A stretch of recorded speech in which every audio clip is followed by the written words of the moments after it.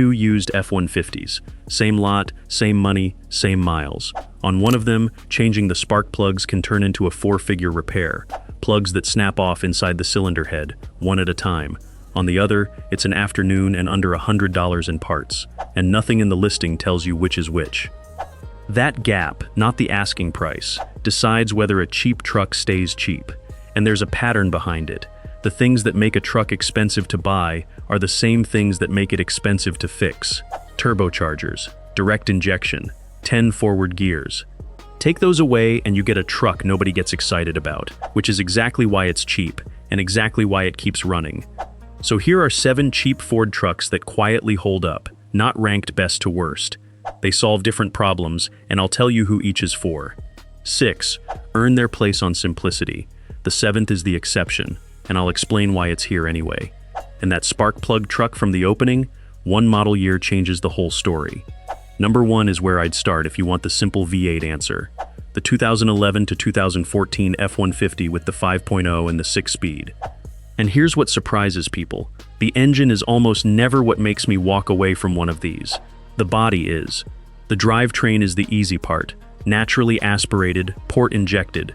No turbos, nothing caking the intake valves, behind a 6R80 6-speed with a real track record. Its one common repair, a lead frame connector, runs around $1,000. That's a fraction of a 10-speed rebuild. Your walkaway risk is rust. These are steel-bodied trucks well past a decade old, and a rotten frame ends the conversation no matter how well the engine runs. On the lot, get underneath it first. Frame, cab corners, bed mounts. Find a clean body, and this is one of the simplest modern V8 combinations you can buy. And that's how to use this whole list. Pick the drivetrain first, then find the cleanest example of it.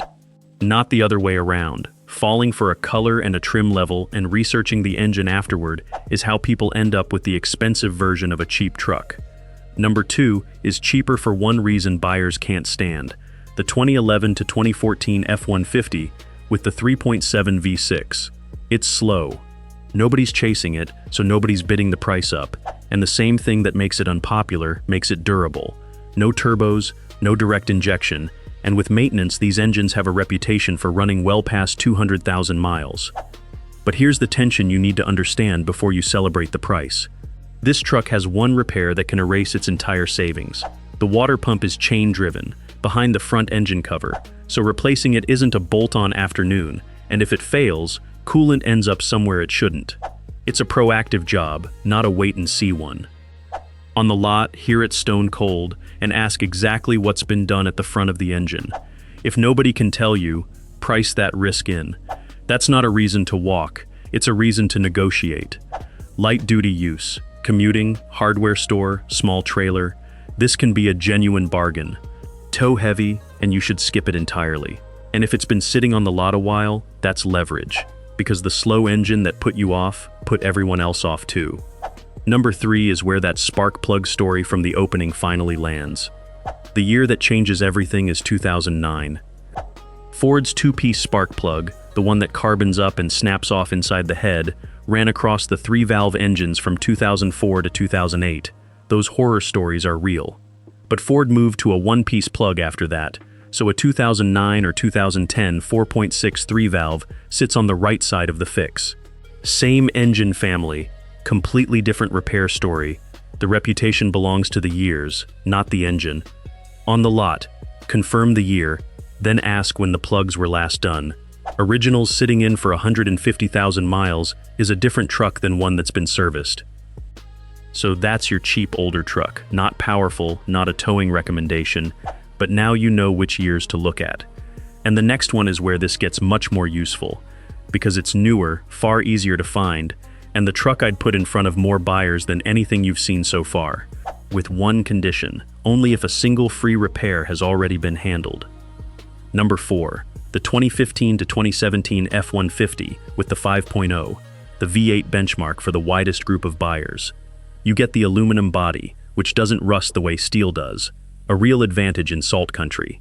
You still get the port-injected 5.0, and you get it before the 2018 to 2020 oil consumption years. In 2015 and 2016, every F-150 used the 6-speed, and the 5.0 carried it into 2017. Now the condition. Some 2015 to 2017 six-speed trucks are covered by an unintended downshift recall.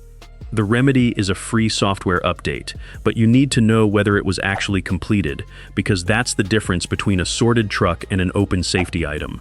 On the lot, run the VIN before you negotiate. If you want the V8, this is the benchmark.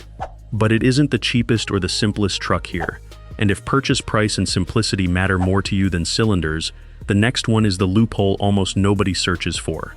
Number 5 starts with the test, not the sales pitch. If you're looking at one of these, insist the seller leaves it stone cold. There are reported timing chain complaints on this engine, and a cold start is where you'd hear it. Hear a rattle. Don't explain it away. Walk. Now here's what you're testing for. The 2018 to 2020 F-150 with the 3.3 V6. By 2018, this truck had gotten complicated. Turbos across most of the range, the 10-speed becoming standard. But the base 3.3 quietly kept the 6-speed. So this one configuration buys you a late-model aluminum truck with no turbo and no 10-speed. Almost nobody searches for it on purpose, which is exactly why it's priced like the base truck it is, and why it sits longer on the lot than the loaded ones beside it. Check the listing age. It is the base engine, and it's not a tow rig. But if you'd rather have simplicity than acceleration, this is the late-model loophole. And number 6 breaks the rule that got the other 5 on this list.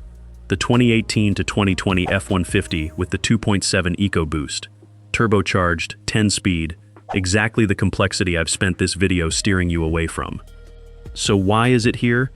Because simplicity isn't the only way a cheap truck stays useful. This is the truck for someone who genuinely needs more torque and capability than the base 3.3 gives you, but doesn't want to step all the way up to the bigger engines. And it's the sorted version of the small EcoBoost. The 2015 to 2017 version had a leaking composite oil pan and carbon buildup from being direct injection only. For 2018, Ford added port injection alongside it and revised the pan, which reduces the exposure, not eliminates it. On the lot, cold start it, drive it fully warm, watch the transmission, and demand service records. Complexity is only affordable when it's been maintained. It is not the simplest truck here, it's the most capable compromise. And that's a real answer for the right buyer. Now, before I give you the 2 combinations I'd be most careful buying, there's one old-school exception, and it's only for you if you're shopping for a farm truck, a second truck, or a project. Number 7, the 1987 to 1996 F-150 with the 300 inline-six. It's the purest version of everything I've described. Simple fuel injection, an iron block, almost nothing that fails expensively, and parts everywhere. But I won't romanticize it. No modern safety equipment, mediocre brakes by current standards, and rust decides whether it's worth anything. On the lot, ignore the engine for 5 minutes and inspect the frame. Now, 2 names should make you slow down. I'm not starting a second list here. Just don't let a low asking price talk you out of checking the history on either one. The 5.4 Triton, that's the spark plug job from the opening, and it can genuinely run into 4 figures. And the first generation 3.5 EcoBoost, where timing chain stretch is documented on the earlier build dates. Neither is automatically a bad truck. Both demand history and inspection. Neither is one to buy on price alone. So here's the whole buying system, in order. Drivetrain first, conditions second, records third. Pick the drivetrain from this list. Then hear it stone cold, check rust and frame where it applies, run the VIN, and read the service records. Because mileage tells you how far it went. Records tell you how it got there. A documented 180,000-mile truck with the right engine costs you less than a neglected 90,000-mile one with the wrong one. And remember why these are cheap in the first place. The same lack of demand that lowers the price is your leverage when it's time to make an offer. If you want the full breakdown of which F-150 years and engines to buy and which to avoid, that's next. I'll see you there.